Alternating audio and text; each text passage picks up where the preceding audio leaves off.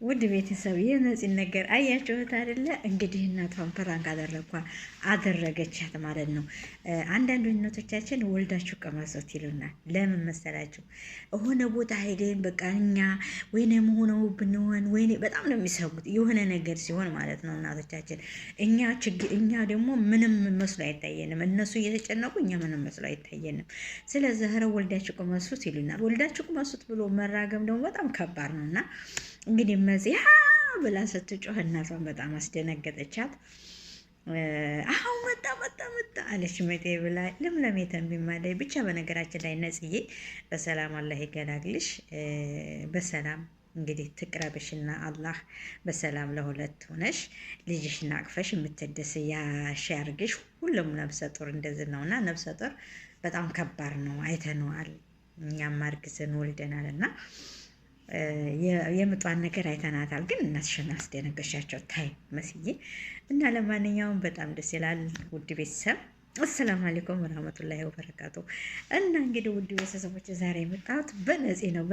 በጣም እና ነፂዬ እንግዲህ አብሽሪ ሊጸጋ ነው የኔ ወድ ቻዩ ግማሽ እንግዲህ ወይም ግማሽ ሰዓት ናት ምጧ። የአንድ ቀን ምጥ ግን የአንድ አመት ምጥ ያክል ነው ወልዶ ለቀመሰው ማለት ነው። ለደቂቃ የአንድ ቀን ምጧ ለአንድ አመት ያክል ህመም ነው።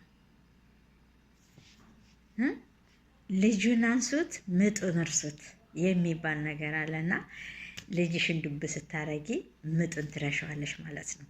ይሄ ተረት አለ። እናቶቻችን ይህን ተረት ይተሩታል። ልጁን አንሱት ምጡን እርሱት የሚባል ተረት አለና ደስ ይላል። እና ብቻ ዝግጅቱ ደስ ይላል። እንኳን ልጅ ልትወልጂ ተዘጋጀሽ እንትን እናይሻለን። እንግዲህ በሰላም ወልደሽ ልጅሽን አቅፈሽ የምትደሰች ያርግሽ እላለሁ። በዛ አጋጣሚ ደግሞ ነፍሰ ጡሮች ማለት ነው መጥፎ ነው፣ ፕራንክ አታርጉ። በነፍስ በዝቅ ቀልድ የለም እና ነገሩ እሷ ዋይ መጣ ምጥ የመጣ ነው ያለቻቸው። እና ያው እንግዲህ እናቷም ምጥ ምን አይነት ምጥ እንደሆነ ስለሚያውቁ ምንም አይመስላቸውም። ለምን ያውቃሉ፣ ስንት ልጅ ወልደዋል ማለት ነው። እና ደስ ይላል ብቻ በነገራችን ላይ ደስ ይላል። እውነቴን ነው። ለሰው ልጅ አግብቶ ልጅ ወልዶ ልጅ ስሞ ከልጁ ጋር ከባለቤቱ ጋር ቤተሰብ መምራት በጣም ደስ ይላል። ልጅ በጣም ደስ ይላል። ልጅ ጸጋ ነው። ከምር ልጅ ጸጋ ነው። ውለዱ። ልጅ መውለድ ጥሩ ነው። ልጅ በልጅነት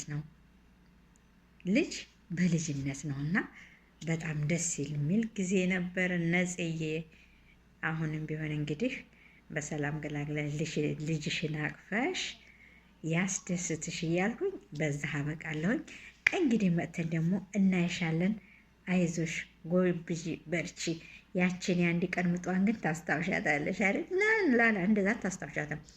ምጡን እርሱት ልጁን አንሱት የሚባል ተረት አለና አይዞሽ። እሺ ወስዬ